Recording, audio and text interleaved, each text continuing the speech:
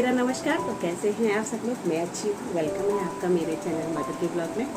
तो फ्रेंड्स, कैसे हैं आप लोग? मैं ठीक हूँ, पहले से बेटर हूँ। और अभी मेरे साथ चुटकू है। और आज मैं कोई ब्लॉग बनाने वाली नहीं हूँ, क्योंकि आज बनाया भी नहीं, आज कुछ किया भी नहीं, पूरे दिन भर घर में कुछ किया भी नहीं है। बस ऐसे आराम पे लगी हुई हूँ।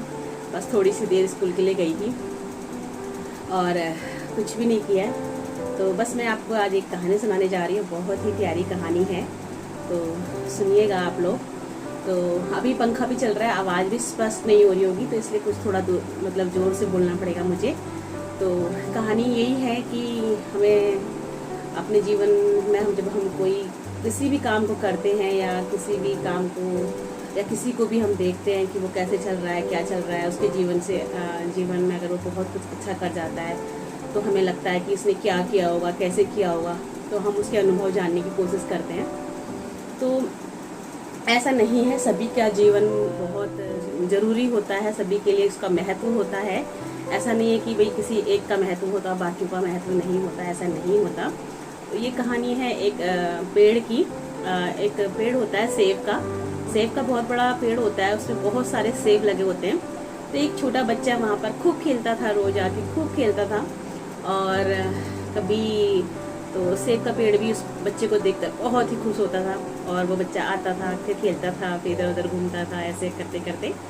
तो काफ़ी टाइम बाद जो है वो खेलता रहा। तो एक दिन ऐसा आया कि वो बच्चा वहाँ आना उसने छोड़ दिया। तो पेड़ जो है बहुत ही उदास रहने लगा। मेरे छुटकू, मुझे आपको दिखाई नहीं दे रहा होगा ना, तो वो पेड़ जो है ना बहुत ही मतलब उदास रहने लगा कि भाई वो बच्चा वहाँ आता था तो वो अब क्यों नहीं आता। तो वो बहुत उदास रहने लगा। तो एक दिन क्या हुआ, अचानक वो बच्चा आया और पेड़ बहुत ज़्यादा खुश हो गया कि क्या बात है, आज तो ये बच्चा आ गया। तो उसने पूछा तुम कहाँ थे इतने दिन से? तो उसने कहा कि मुझे ना अब आपके साथ नहीं खेलना है, मुझे कुछ खिलौनों की ज़रूरत है। तो मैं अब बड़ा हो गया हूँ, तो मुझे खिलौने की ज़रूरत है और मैं आपके साथ अब नहीं खेल सकता। तो पेड़ ने उससे कहा अच्छा, तो आप मेरे साथ नहीं खेल सकते हो?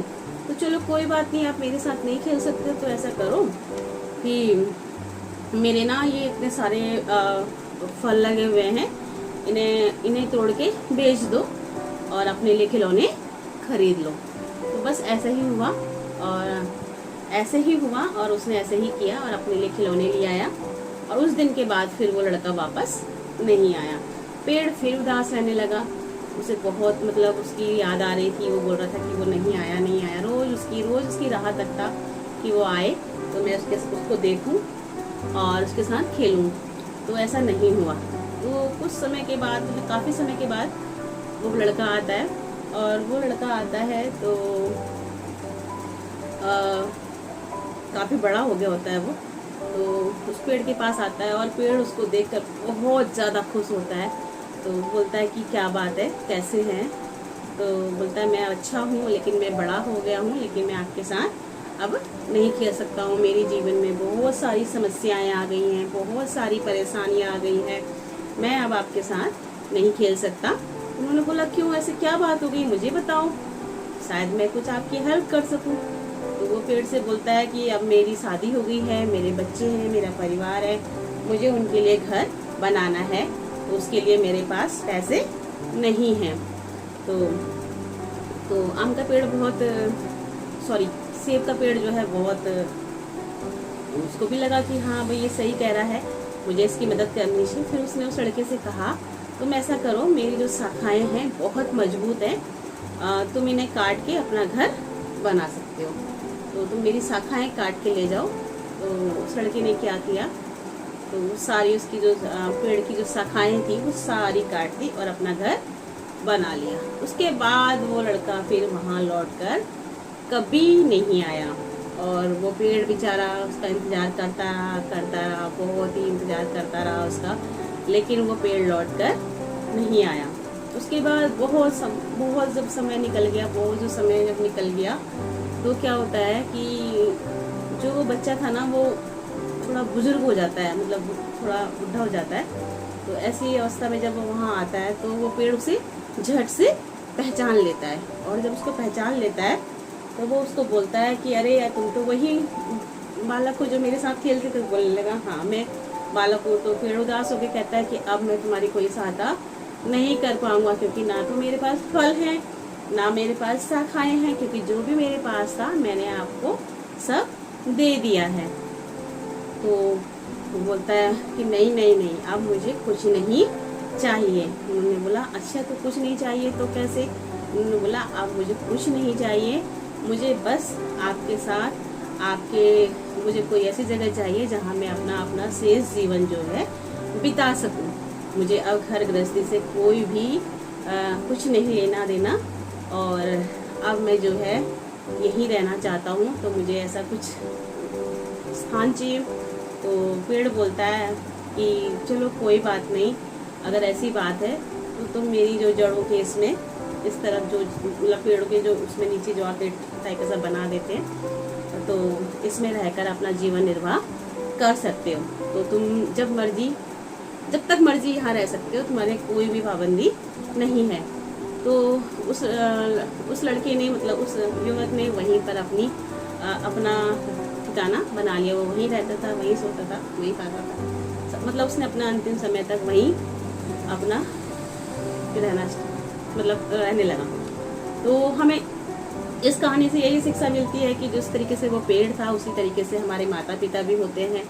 जब तक उसमें उनके पास सारी चीज़ें होती हैं, वो हम लोग से मतलब बच्चे जो है उनका कुछ ना कुछ फ़ायदा उठाते रहते हैं, सब कुछ करते रहते हैं, मांग करते रहते हैं, आज ये चाहिए, आज वो चाहिए, आज ऐसा चाहिए, आज वैसा चाहिए।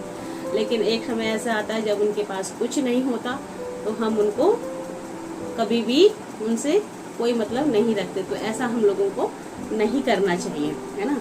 तो ऐसा हम लोगों को नहीं करना चाहिए। जिस तरीके से पेड़ को लगा कि जो है मतलब उसको भी ये लगा कि मेरा अपना है, उसने हर चीज़ उस पर निछावर कर दी। इसी तरीके से हमारे माता पिता भी हम पर हर चीज़ निछावर करते हैं, अपने यहाँ तक कि अपनी अंतिम सांस भी अगर उन्हें लगता है कि हमारे बच्चों के काम आने वाली हैं, तो वो उन पर निछावर करते हैं। तो हमें भी हमेशा ऐसा नहीं करना चाहिए जिस तरीके से उसने किया। उसने जो है अपने उस पेड़ से केवल हमेशा क्या किया, केवल कुछ ना कुछ पाने की इच्छा रखी, लेकिन उसे कभी कुछ नहीं दिया। बस पेड़ क्या चाहता था, केवल उससे प्यार चाहता था, उसका खेलना, उसका वहाँ पर उछलना कूदना। तो हमारे माता पिता भी हमसे यही चाहते हैं। तो इस कहानी का सार यही है कि हमारे माता पिता जिस तरीके से भी हों, जैसे भी हों, हमारे लिए बहुत कुछ करते हैं, अंतिम सांस तक करते हैं। तो हमें कभी भी उन्हें अकेला नहीं छोड़ना चाहिए, और जीवन के किसी भी मोड़ पर हमें उन्हें अकेला नहीं छोड़ना चाहिए।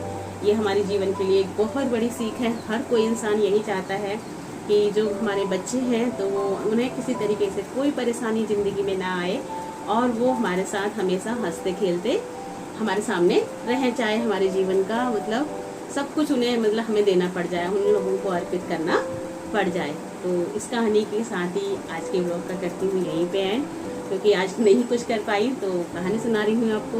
तो कैसी लगी आपको ये कहानी बताइएगा ज़रूर। और जो भी मेरे चैनल पर नए हैं तो प्लीज़ चैनल को सब्सक्राइब कीजिए, सपोर्ट कीजिए, बहुत से बहुत आगे तक पहुंचाने की कोशिश कीजिए, क्योंकि आप लोगों के सपोर्ट से ही हम लोगों को बहुत मतलब इस सपोर्ट से ही हम लोग आगे बढ़ सकते हैं, और हिम्मत से भी मिलती है कि हाँ हम कुछ कर रहे हैं तो उसका फल हमें मिल रहा है। तो इसी के साथ करते हैं आज के ब्लॉग का एंड। और मेरा छुटकू सो रहा है मेरी गोद में, पंखा इसीलिए बंद नहीं करा, आवाज़ थोड़ी डिस्टर्बेंस हो रही होगी, लेकिन क्या कर सकते हैं, थोड़ा सा कॉम्प्रोमाइज़ तो करना ही पड़ेगा। तो इसी के साथ okay, bye bye, good day, take care, bye bye friends.